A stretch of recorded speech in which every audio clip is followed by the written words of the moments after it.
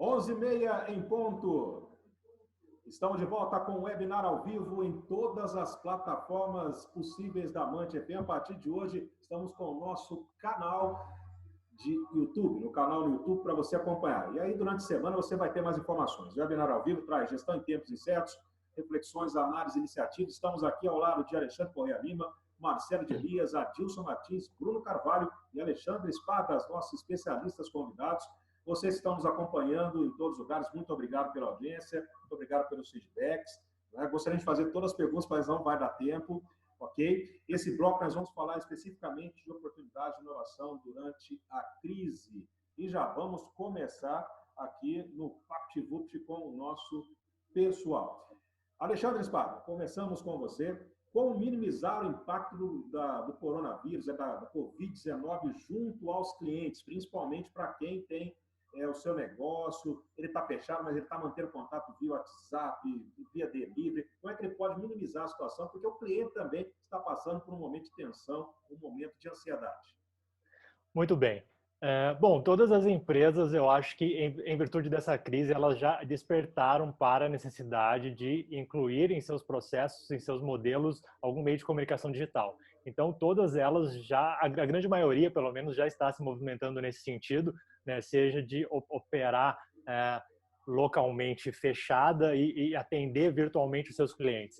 Então, esse é um ponto que a maioria delas precisa atentar. Não é necessário que o seu estabelecimento esteja aberto para que você opere. É possível que você opere sem que isso aconteça, tendo contato normalmente com os seus clientes, como muitos estão fazendo aí atendimento via WhatsApp, Skype, reuniões via Zoom e entregas via delivery. É muito importante buscar, nesse momento, se aproximar o máximo possível dos seus clientes. Todos eles estão passando por problemas, né? Então, assim como você está, eles também estão. Então, é muito importante buscar formas de gerar mais valor. O que eles estão precisando que eu poderia fazer? Como eu poderia ajudá-los de alguma forma? Toda crise traz oportunidades. Nesses momentos, nós passamos a perceber e tornam-se mais latentes alguns problemas que até então passavam despercebidos. Agora, por exemplo, a gente está percebendo a explosão da necessidade do delivery, que é algo que eu já falo há muitos anos. Eu sempre defendi a bandeira de receber o pão em casa.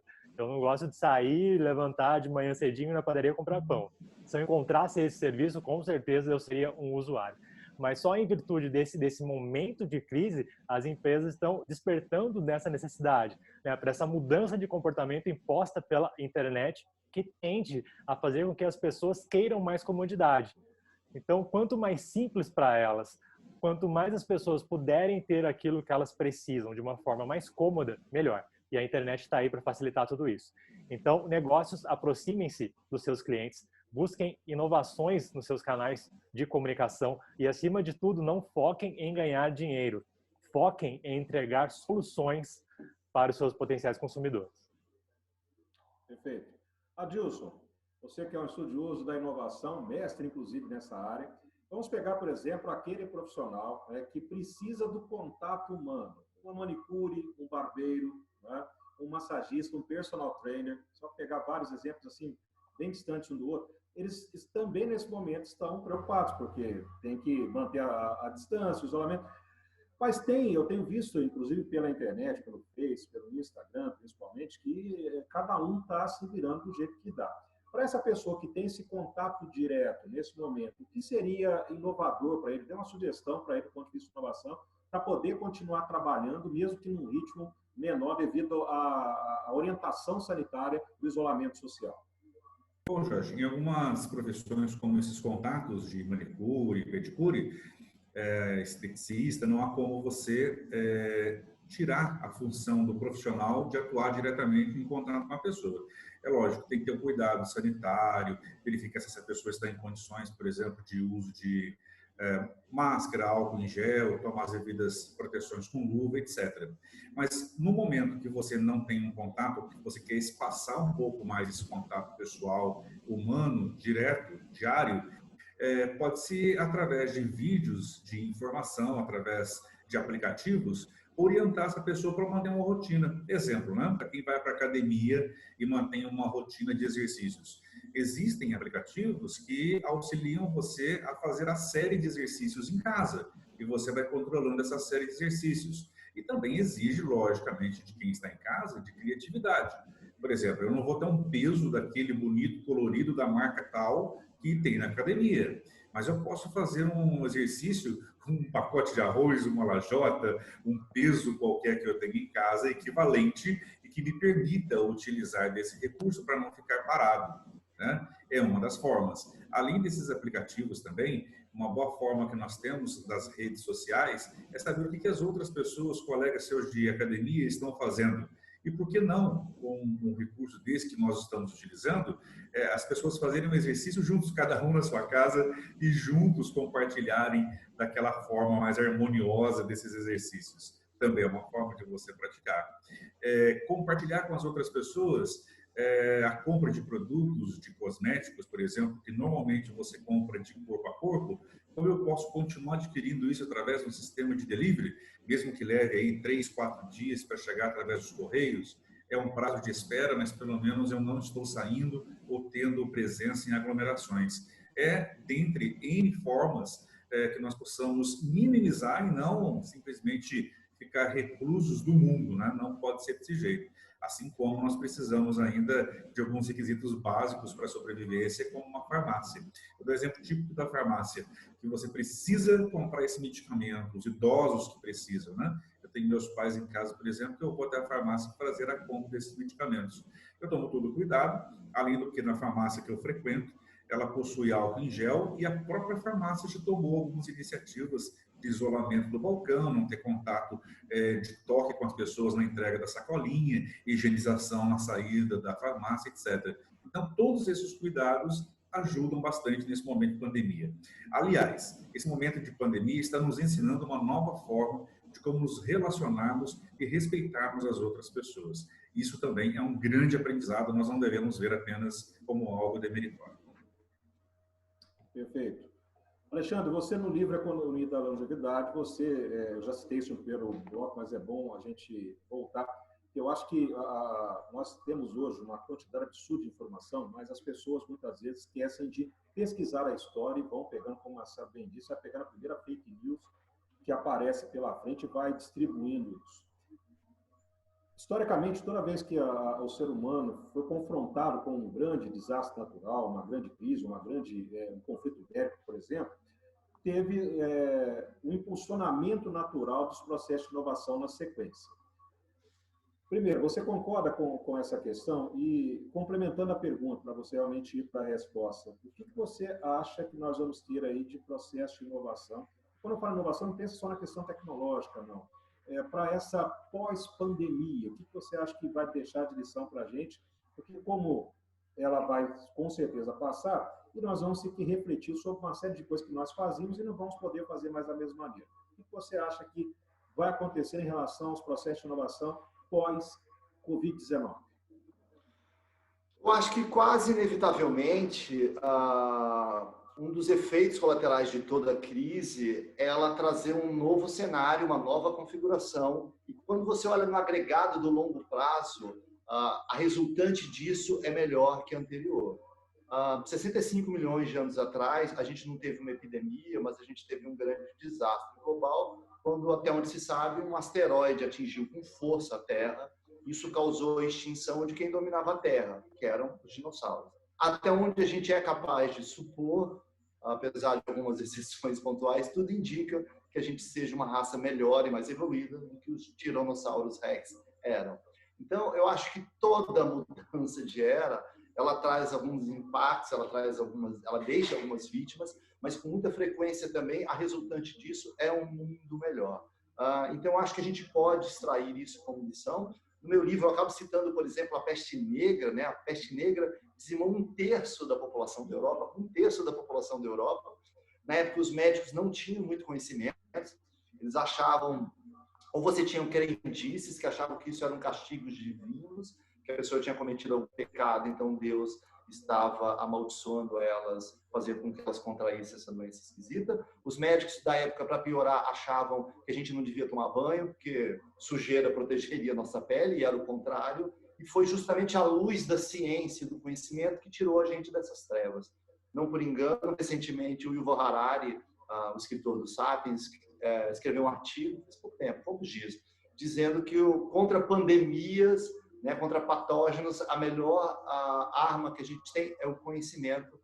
E acho que é justamente o conhecimento que vai fazer a gente superar tudo isso daí, né? Então, acho que isso vai desencadear processos de inovação. Um deles é isso. Será que a gente precisa pegar horas e horas de estrada para fazer reuniões, não é mesmo? Será que eu não posso trabalhar, ser produtivo e, ao mesmo tempo, ficar mais próximo das pessoas que realmente importam, que são nossos familiares, nossos entes queridos, né? Será que eu estou confinado do mundo? Será que eu estou aproximado das pessoas que realmente importam? Será que eu fui privado de dinheiro, de deslocamento? Ou será que me deram o ativo mais importante que alguém podia me dar, que é tempo livre, tempo para pensar, tempo para planejar? A gente pensa, foca muito nas perdas que a gente teve. Será que a gente não percebe também que a gente ganhou um ativo valiosíssimo, que é tempo, que a gente não tinha? E com esse tempo a gente pode planejar, pode pensar um mundo melhor, pode inovar, pode ser mais feliz. Então, acho que essa talvez seja das muitas reflexões que essa crise pode trazer ao final. Essa é uma das mais ricas, possivelmente. Perfeito. Meu amigo Bruno Carvalho, como será a economia no pós-Covid-19 com todas essas possibilidades de inovação? Tudo isso que vocês vêm comentando aqui, que podem modificar o modo como nós vemos as coisas. Jorge, eu gosto de acompanhar e gosto de ler alguns artigos de dois grandes especialistas de economia, não só de economia, mas ele é um dos principais, assim, das principais expertises do Ricardo Amorim e do Gustavo Cerbasi. E, assim, eu pego um gancho do que o Alexandre falou. Eu acho que se eu tivesse uma bola de cristal, acho que mesmo com ela eu erraria o tempo de solução, de resolução para uma crise dessa, assim, né? Porque, assim, existe uma diferença entre uma crise, uma pandemia que tem impacto, assim, sanitário, igual bem mencionou o Marcelo, de uma crise econômica que ela pode ser localizada em determinados países ou realmente uma crise econômica mundial. Então, eu diria, olhando para o meu negócio assim, específico, e depois do meu negócio eu faço um overall aí do cenário mundial, para a aviação, eu diria que o ano de 2020 vai ser um ano muito aquém das expectativas do ponto de vista de crescimento. Aliás, eu acho que aqueles que conseguirem chegar ao final desse ano e conseguirem manter aquilo que tinha de planejamento, de ações estratégicas, deixando até um pouco de lado aquela questão de faturamento, eu acho que vai chegar bem em 2020, porque espera-se que tenha-se grandes prejuízos, tá, na questão da aviação. E olhando o cenário mundial, isso reflete naturalmente. Porque hoje o mercado da aviação especificamente, né, nesse ponto, ele coloca as pessoas juntas aí para fazerem negócio, nessa nossa famosa ponte aérea Rio-São Paulo. Então, esse negócio está sendo muito impactado. Então, eu acho que a economia, eu diria que no segundo semestre, ela começa a dar sinais de reação, mas é uma reação do ponto de vista de sobrevivência, não mais de crescimento. Haja vista, os economistas aí têm falado já de números negativos e nem mais um crescimento ou não crescimento, que seria 0%. Estão falando já em crescimento negativo de PIB, de números aí que a gente acompanha nos nossos telejornais, revistas e especialistas aí nas mídias sociais. Mas eu gostaria de tocar num ponto muito importante que eu acho que a gente tem que acreditar em nós mesmos. As pessoas precisam acreditar que através desses processos, ou quando se tem uma crise dessa natureza, existem muitas oportunidades escondidas atrás disso. Uma delas é que a gente tem aí colocado e até sido redundante, que é a questão do nosso deslocamento para atender reuniões que a gente precisa, tá, o pessoal e nossos queridos ouvintes, por questões de contrato, né? Eu, particularmente falando, eu tenho algumas questões contratuais que me obrigam a fazer um deslocamento de Taubaté até São Paulo para muitas das vezes atender uma reunião de 1 hora apenas. Eu fico 3 horas no trânsito, 1 hora, 2 horas de deslocamento ida e volta para atender uma reunião de 1 hora. Ou seja, eu sou obrigado a fazer isso por uma questão contratual. Só que essa crise ela tem mostrado para as pessoas, principalmente no alto nível e no high level, como a gente gosta de importar palavras em inglês, que existe possibilidade de cada um estar no seu escritório ou na sua residência ou em determinados locais e cumprir a mesma pauta de reunião, tá? Sem ter essa necessidade do que a gente chama de face-to-face. Tem pessoas que querem estar olhando olho no olho, que acham, né? Existe uma máxima que o bom negócio é aquele que você olha no olho do seu cliente ou do seu potencial cliente e você se sente seguro daquilo que ele está colocando para você. E não necessariamente isso é uma verdade, né? Então, eu acho que esse cenário ele vai mostrar que a gente vai conseguir reduzir de forma drástica, eu diria, o número de reuniões presenciais que a gente vai estar obrigando as pessoas a fazerem e, consequentemente, o nosso tempo, igual o Alexandre bem falou, o nosso tempo, que hoje tempo é dinheiro e a gente está vendo isso, ele vai ser hoje drenado para outros objetivos estratégicos olhando a empresa, né? Então, assim, a economia realmente ela vai demorar um pouco para voltar, porém, as oportunidades que esse cenário vai trazer para a gente, assim, eu acho que é até difícil de mensurar. Sabe aquele negócio que a gente fala bastante de ganho mensurável e ganho imensurável? Eu acho que é por aí, tá? Agora, nós temos uma sorte aqui, né? O nosso país, o brasileiro, ele tem essa questão de acreditar nele, né? Então, eu acho que a gente vai conseguir diversificar o nosso negócio. Eu, basicamente, tenho feito muito isso. Com esse tempo agora em casa, né? Porque mesmo eu fazendo home office, eu tenho muitas viagens para atender, treinamentos, consultoria, e hoje eu estou conseguindo fazê-las via Skype, principalmente. Então, assim, eu estou reduzindo o meu custo e estou reduzindo o tempo daquelas pessoas que são os meus clientes que precisam se disponibilizar de um determinado tempo, horário do seu preciosíssimo tempo para me receber na empresa. Então, eu acho que eu gostaria de deixar, assim, para finalizar, dois grandes recados ou duas grandes sugestões, eu diria assim, recomendações. Primeiro, pessoal, acreditar, né? A gente tem que acreditar em nós mesmos. A gente tem que acreditar que o nosso negócio ele é capaz de sair de sobre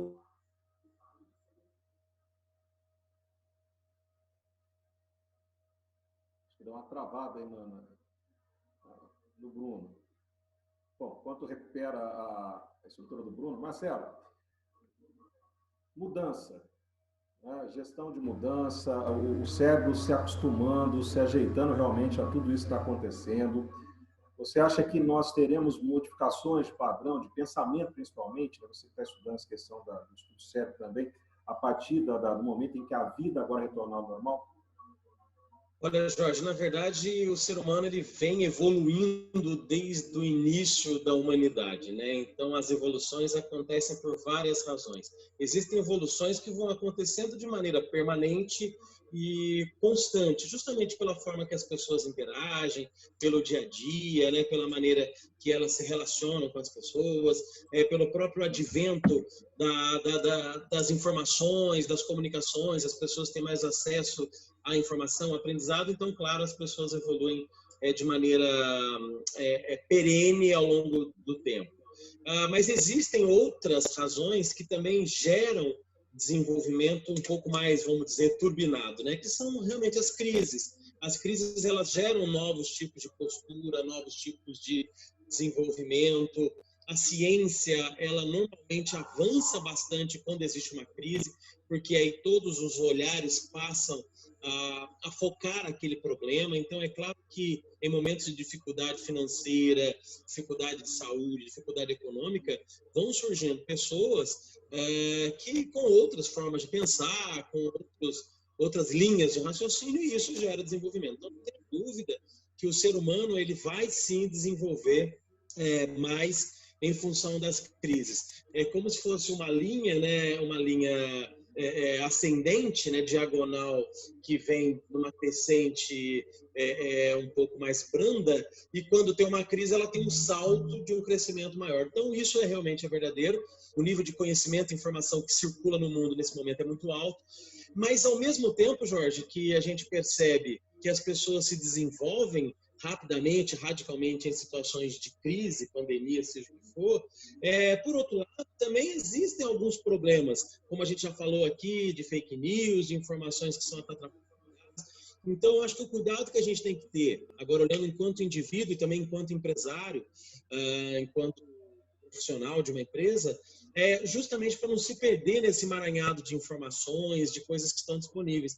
Nesse momento, se você colocar na internet o coronavírus, por exemplo, vão surgir tantas informações, muitas verdadeiras e um tanto outras falsas, que você pode se perder nesse emaranhado de informação. Então, eu acho que para que a gente se desenvolva de maneira verdadeira, a gente precisa também, além de se informar, além de buscar conhecimento, fazer uma curadoria do que vale a pena.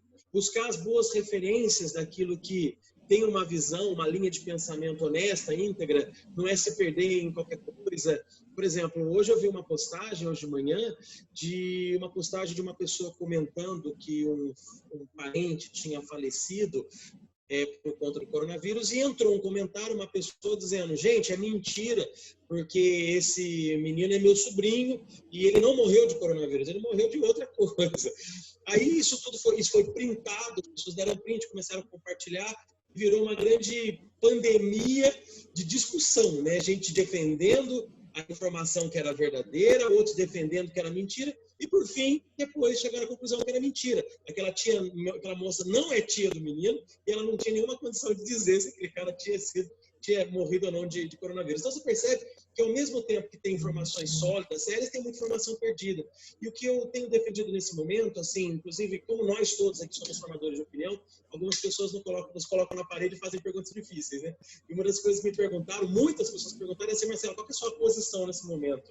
É a favor, é contra, é isso, é aquilo, é o isolamento vertical, horizontal, é anarquia, o quê? Na verdade, assim, nem eu sei bem o que pensar, mas a minha posição oficial é o seguinte: combate a fake news, combate ao que não presta, a informação que desagrega. Então, seja você um curador do seu desenvolvimento, vá buscar o que vale a pena e cuidado com esse emaranhado de informações. E também cuidado com esse emaranhado de informações até mesmo boas. Um monte de empresa, um monte de profissional, um monte de gente bacana liberou lives, liberou acesso a cursos online gratuitamente. Então, também você tem que ter foco. Cuidado para não querer buscar tudo, aprender tudo, estudar tudo, porque daqui a pouquinho você vira um grande estudante, mas que não produz nada, que fica mais em dúvida do que com certezas, né? Tá bom? Perfeito. Nós estamos aqui com 8 minutos para o meio-dia, o João avisando aqui no ponto também, né, João? Estamos dentro do espaço aqui, vai passar um pouquinho. Adilson, pergunta para você aí, né? Famoso 1 minuto para responder, aproveitando. A Heloísa, que está conosco também, ela quer saber o seguinte: como a gente pode separar o que é fake news, o que não é fake news, esse monte de informação que fica aí o dia inteiro pipocando no zap, na televisão, em tudo quanto é canto, como não ficar louco com isso e o que realmente, como que a gente deve fazer para verificar se é uma informação com credibilidade ou não? Bom, boa pergunta, Jorge. Primeira coisa, nós devemos identificar a fonte dessa informação. É uma fonte lícita, é uma fonte confiável e principalmente tomar cuidado com alguns meios de comunicação que eles acabam tendenciando, logicamente, a opinião pública, porque eu quero manter a audiência, eu quero que você continue ligado naquilo que eu estou dizendo. Então, às vezes, a fixação pelo medo faz com que a pessoa se congele, a pessoa fique ligado naquele canal, daquela dada revista, jornal, etc., apenas com aquela informação como sendo a única e verdadeira. Isso não é verdade. Então, combater a fake news é você se abster um pouquinho das suas redes sociais, de todo esse lixo eletrônico que chega diariamente ao nosso celular, que não agrega absolutamente nada e só atrapalha o nosso dia a dia de desenvolver aprendizagem utilizada no seu tempo. O Alexandre Correia falou uma coisa fantástica. A gente reclamou tanto tempo da falta de tempo. E agora que nós estamos com todo o tempo disponível, a gente não sabe o que faz com ele.